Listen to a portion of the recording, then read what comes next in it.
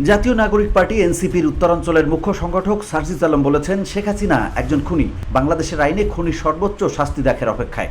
রোববার দুপুরে নিজের ভেরিফাইড ফেসবুক প্রোফাইলে দেয়া এক স্ট্যাটাসে তিনি এসব কথা বলেন। তিনি বলেন, হাসিনা হাজারের অধিক খুনের নির্দেশদাতা। হাসিনা একজন খুনি, বাংলাদেশের আইনের খুনির সর্বোচ্চ শাস্তি দেখার অপেক্ষায়। বসুন্ধরা, উত্তরা, বনশ্রী, কুড়িল ও বাড্ডা সহ রাজধানীর বিভিন্ন স্থানে অভিজাত ও অত্যাধুনিক মানের ফ্ল্যাট কেনার এক নির্ভরযোগ্য প্রতিষ্ঠান প্লেজেন্ট প্রপার্টিজ লিমিটেড। তাই আপনার স্বপ্নের আবাসনের জন্য আজই যোগাযোগ করুন। Pleasant properties limited, where destiny matches eventually.